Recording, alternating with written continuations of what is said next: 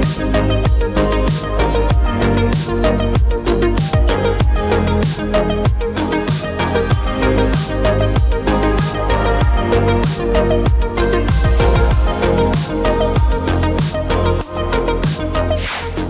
and welcome to Vegas Valley H2O, a show dedicated to water in our desert community. I'm John Castanino, and in case you don't recognize this structure here behind me, we're at Hoover Dam, and it's impossible to put into just a few words what the structure, of course, means to water in the West.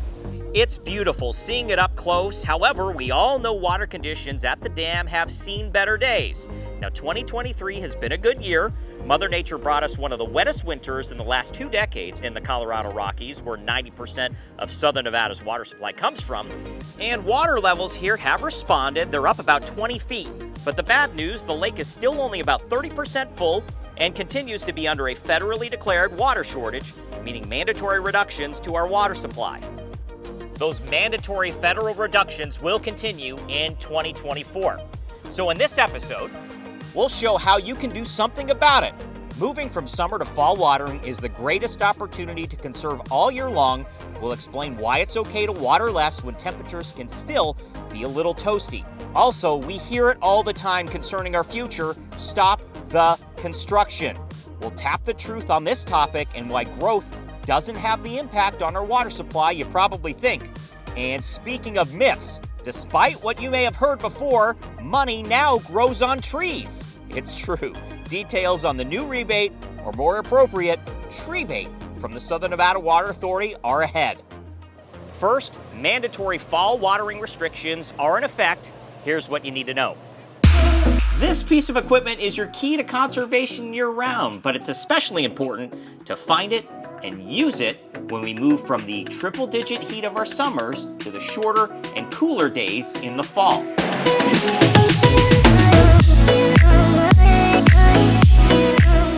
As of September 1st, mandatory fall watering restrictions are in effect.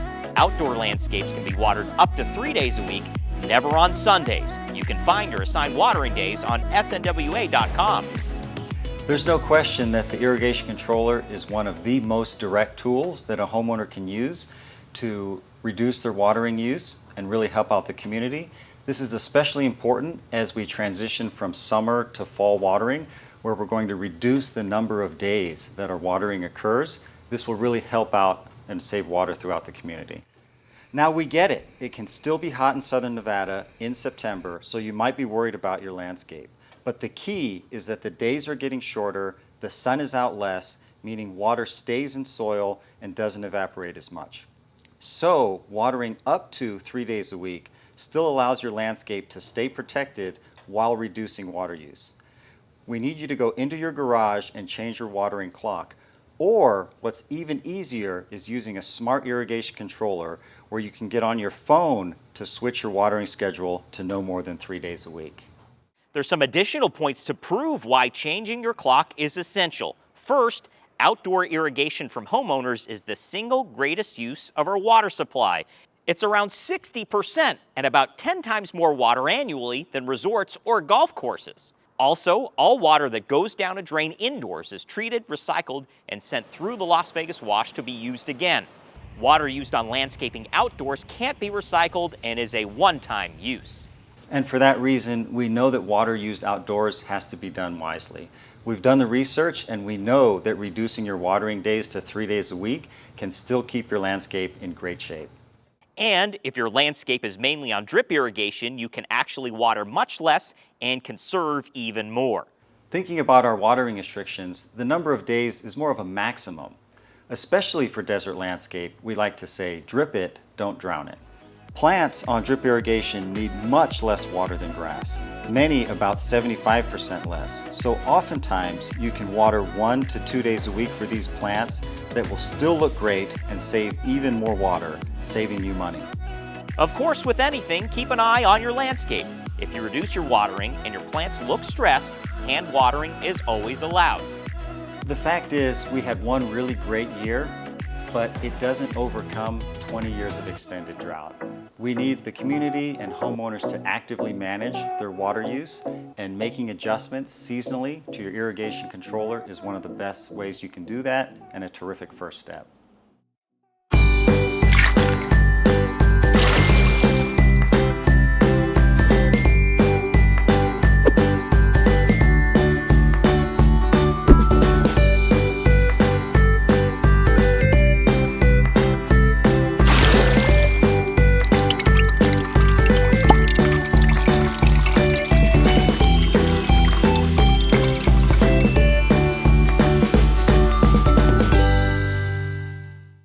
Do you believe that we send all of our water to California, or that resorts, golf courses, and new construction use an oversized portion of our water resources? Well, there's several myths about water use in Southern Nevada that are out there, especially on social media. We're here to set the record straight and to give you the facts. It's time to tap the truth.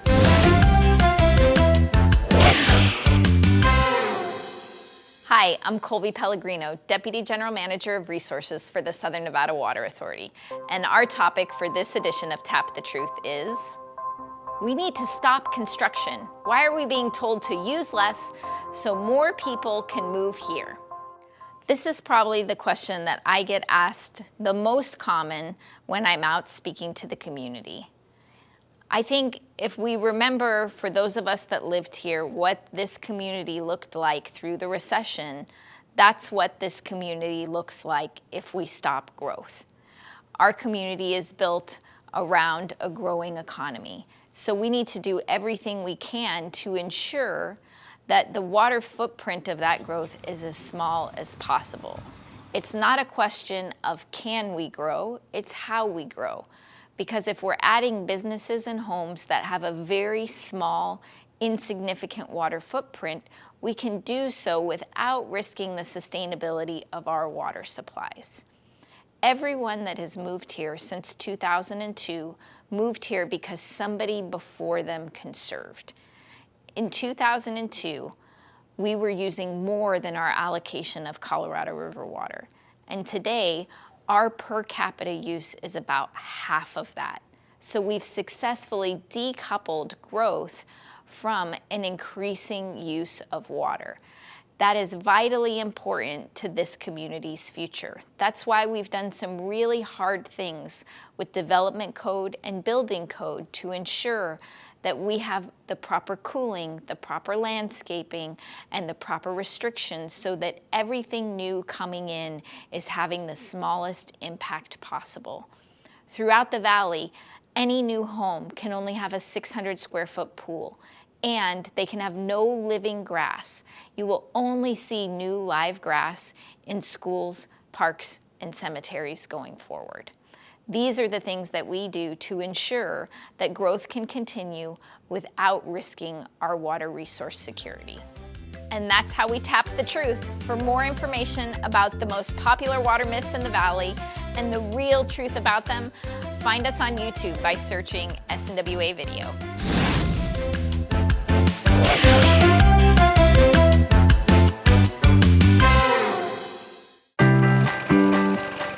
Arid landscape of Southern Nevada, the city of North Las Vegas continues to push forward in an innovative initiative to conserve water and transform recreational areas, keeping beauty and more water in Lake Mead.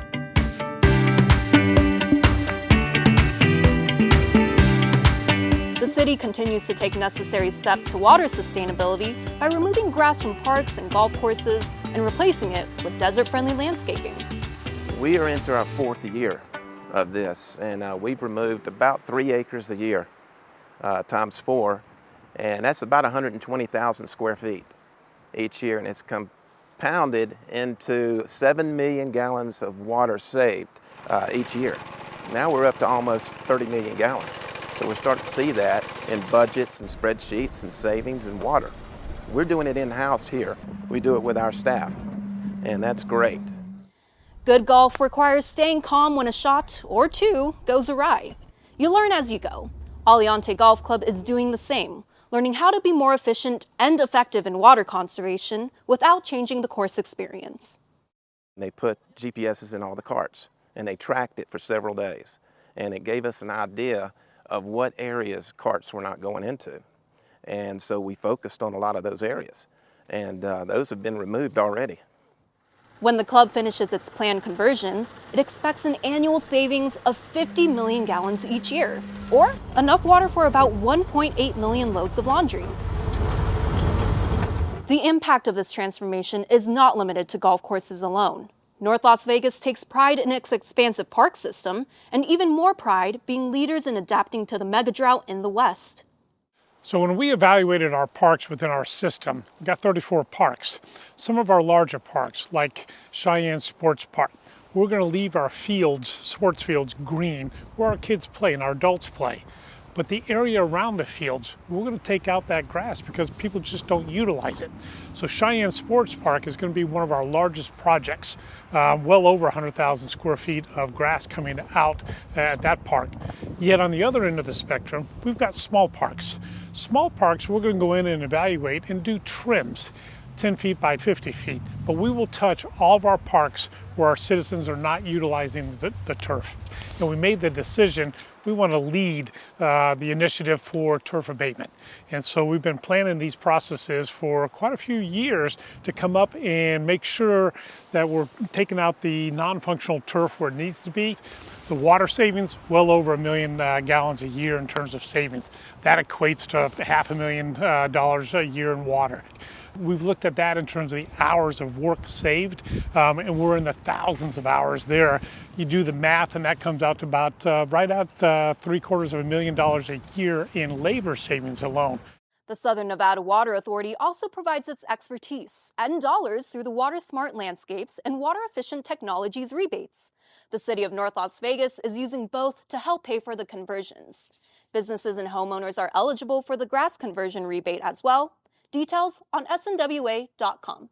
SNWA has the technology and the experience and the wisdom to guide us in terms of our efforts on water stewardship.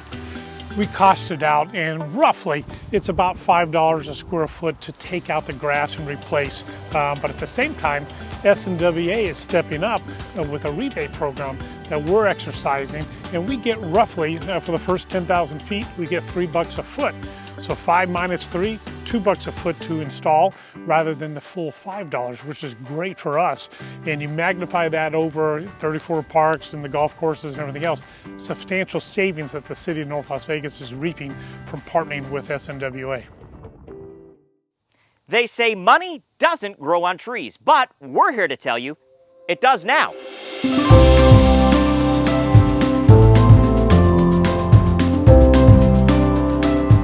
Before we deliver this tree-rific news, you'll need to branch out and pine for conserving water. Southern Nevada Water Authority is rooted in our responsibility for a sustainable water future for everyone in our community. We have a new opportunity for homeowners and businesses to receive additional cash on top of what they already receive when they convert thirsty grass to Desert Smart Landscape, and that includes the planting of trees. The Water Authority has utilized the first of its kind Water Smart Landscapes rebate for over 20 years, incentivizing anyone in Southern Nevada to rip out water-thirsty grass, convert to a Water Smart landscape, and get cash to do it. That rebate alone is $3 per square foot. Now when you apply and are approved for a Water Smart Landscape program, you're automatically enrolled in the new Tree Enhancement Program. And that's an additional $100 per tree on top of the already $3 per square foot you get under the Water Smart Landscape program. Yes, you can save water, get additional cash, and make the valley a tremendous place by adding trees which provide extremely valuable shade. Shade that research proves is better at cooling your property and our city better than grass. Grass has a cooling effect because of evaporation. You dump water onto it, it releases it back into the atmosphere. That's water we can no longer afford to lose. Drought-tolerant trees, however, provide lots of shade. And shade does a better job of cooling things down while using much less water, as much as 75% less. Additional shade from trees combats what's known as urban heat island effect, when concrete and asphalt absorbs heat from the sun during the day, retains it, and slowly releases it at night, keeping our temperatures warmer after the sun goes down. More shade from trees means less heat absorption and lower ambient temperatures. The Water Authority is committed to adding 100,000 trees across the valley through the Tree Enhancement Program. 100,000 trees can have an impact to mitigate the heat island effect in our community. There are some requirements to qualify for this incentive. It will need to be an approved type of tree that we know can withstand our desert climate, and it must be at least 15 gallons in size. The Water Smart Landscape program requires a minimum of 50% what we call tree canopy coverage, or just another way of saying total shade.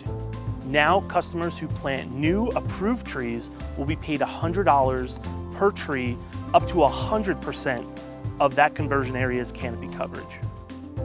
If you're approved for the Water Smart Landscapes rebate, you're automatically enrolled in the Tree Bait, the Tree Enhancement Program. Details are all posted on snwa.com. Let's bark up the right tree, the money tree, by removing grass and saving water. In that story, we showed you how to get money for new trees, but what about protecting the trees that you already have during a landscape conversion?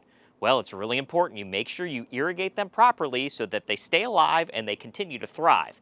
Here's some extremely important information.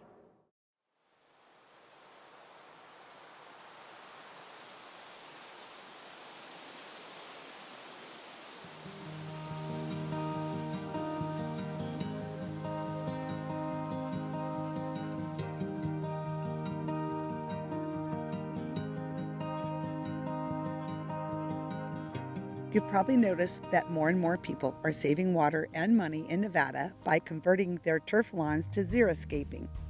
This is a great thing for homeowners to do. The purpose of this video is to show you how to do this without sacrificing your home value and your community necessary trees. Trees on your home's property have the benefit of reducing energy usage, providing shade and evaporative cooling, adding beauty, protecting wildlife, and sequestering carbon. In some instances, large trees may exceed a $20,000 value. At the same time, Nevada faces a serious long-term drought, and the supply of water to our growing cities is diminishing. That's why the Southern Nevada Water Authority is incentivizing homeowners to convert their water-intensive grass lawns to a beautiful, lush desert landscape. When these conversions are not done properly, tree deaths can and have occurred. It is vital that you ensure your landscape contractor does your turf conversion the right way. Here are some general best practices and tips for how you can have a conversation with your contractor. First, understand where your tree roots are and make sure that they are protected. Tree roots tend to stay close to the surface. They fan out from the trunk of the tree like the canopy does, sometimes twice as wide, only flat and close to ground level, often within the first few feet. This is because of shallow irrigation, especially when trees are in turf grass. Removing turf the wrong way can actually remove the roots. We recommend against using heavy machinery or turf cutters. Instead, the grass should be treated with an herbicide or covered with cardboard mulch to kill the grass and then be removed carefully by hand. To avoid compacting the soil and damaging the roots, it's recommended your contractor put up barriers around the trunk of the tree to protect it.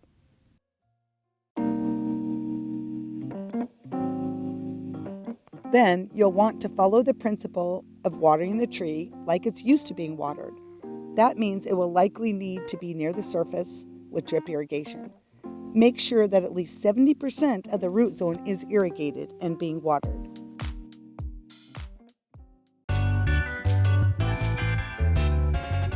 Add compost to boost soil nutrients around the tree and then cover the area with the mulch to protect the soil.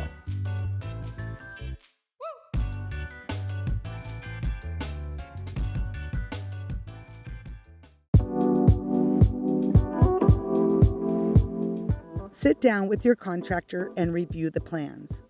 Make sure they are covering all the best practices and you understand how the trees on your property will be treated. If you would like to learn more about the specifics of the process the contractor should follow, you can watch our video created for contractors in the link below or on our website. As Nevada works to adjust to drought conditions and urban water use, it is vital for our communities to work together to keep our trees alive and well. Thank you for watching. We'll see you next time. In this segment, we're going to talk about irrigation controllers. Some of us have smart irrigation controllers and some people have regular irrigation controllers. We're just going to explain the difference between the two and really the benefits of using smart irrigation.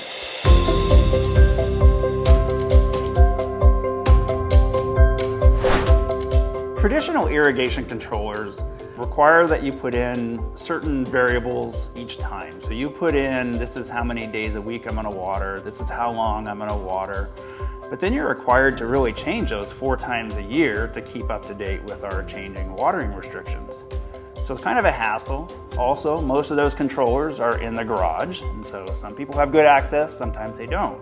So traditional controllers actually have a lot of flaws. Sometimes they're actually more complex to set up. So they're more complicated. They often have a program A and a program B, which is kind of 2 different controllers, which sometimes actually confuses people about how they're watering. The other thing is you also kind of need to know more about your landscape. You need to know what type of watering, for each of the different types of plants that you have.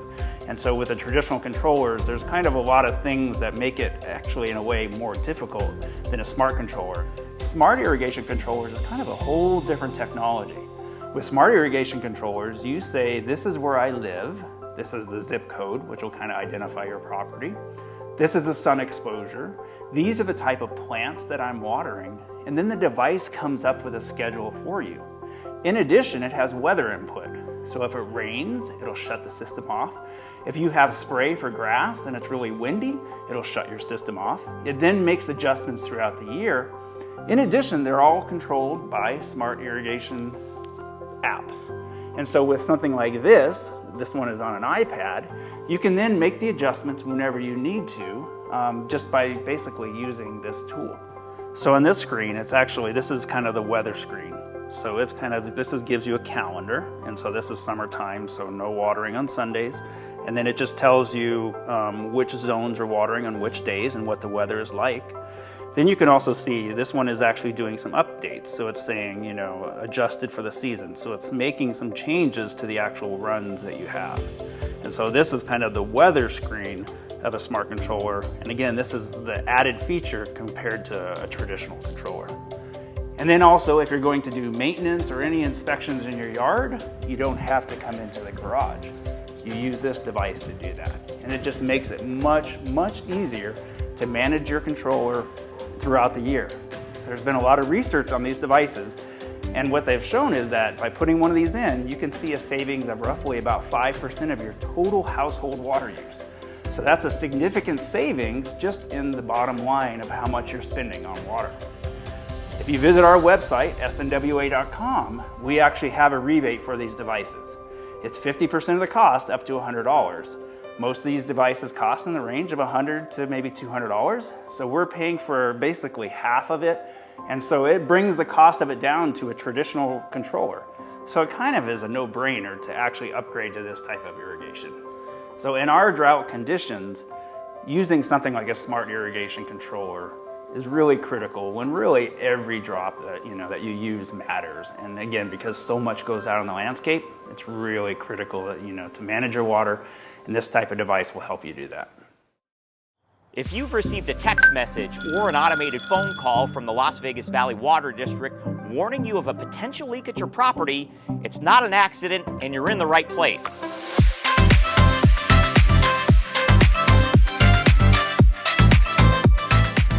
Thanks to new advanced metering technology, the district is reaching out to account holders when we receive data that shows continuous water flowing through the meter at your property for at least 3 days.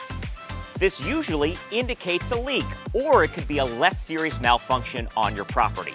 Either way, the notification is here to help you find and diagnose this problem before the gallons and potentially the dollars start to add up, avoiding major repairs. The first point we want to make here is that any pipes running from the meter to your home or on your property belong to you, including the main service line.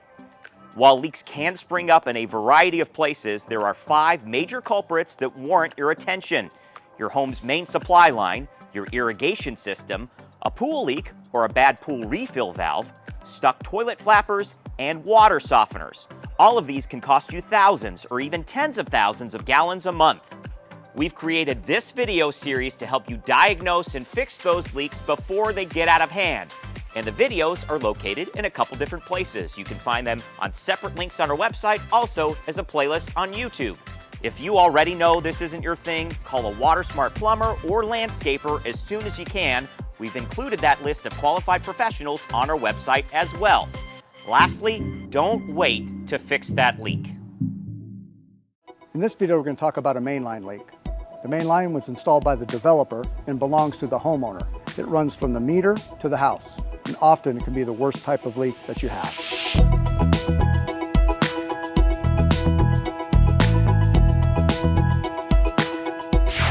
Most homes have an indoor shutoff valve in the front yard or the garage that controls the supply to the house. You'll need to find it and turn it off. Then go to your irrigation backflow device. It looks like this, and close that valve. If you have a pool, shut off the autofill. With everything off, no water should be passing through your water meter. Open the meter box and have a look. We have a separate video on accessing and reading your meter if you don't know how. Fingers crossed, if water is moving through the meter, the triangle or sweep hand will be moving. So don't lose any time in contacting a plumber. If it isn't moving, breathe a sigh of relief because it's not your service line. Celebrating Las Vegas's vibrant past with a focus on our region's sustainable future, the Springs Preserve features more than 2.5 miles of trails to explore, an 8-acre desert-adapted botanical garden, 2 museums, animal habitats, interactive exhibits, and special events. Located on 180 acres in the heart of Las Vegas, there's always something new to discover at the Springs Preserve. Hi everybody, my name is Julia Lanto. I am an environmental biologist for the Southern Nevada Water Authority, and tonight we are at the Las Vegas Wash.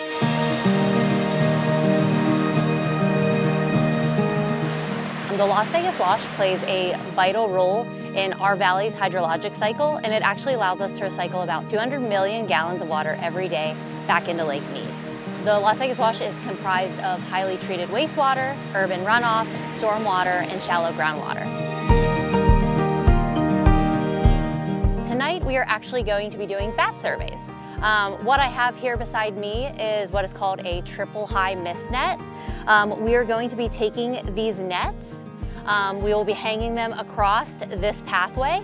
There will be 3 nets stacked on top of each other, and our hope is that bats are flying through this cottonwood area to forage and look for insects, and we're hoping that they fly into our nets. They'll get kind of tangled in the nets. They won't get hurt or anything, and we'll be able to take the bats out. We'll be able to identify the bats, age them, sex them, and just kind of check their bodies, make sure that they don't have any wing damage or anything that we should note. We also are swabbing for white nose syndrome. White nose syndrome has been detected in the States since 2006, and it has been very detrimental to bat populations, killing them by the millions.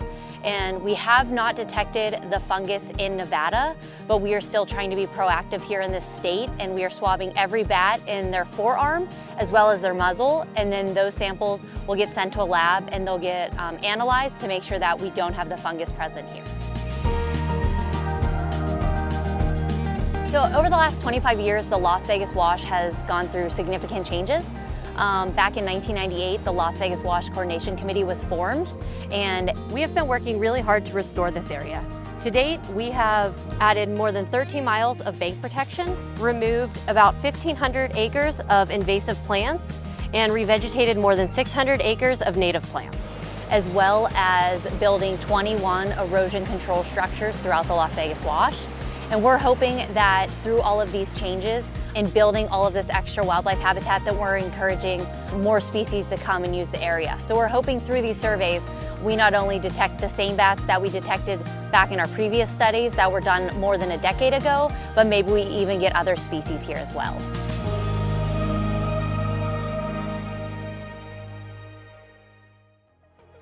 And that does it for this edition of Vegas Valley H2O. Hope you enjoyed your inside look at Hoover Dam, and also hope you picked up a few tips and tricks to help conserve water on the other side of that big structure right there. I'm John Castanino. Thanks for watching, and thanks for staying water smart.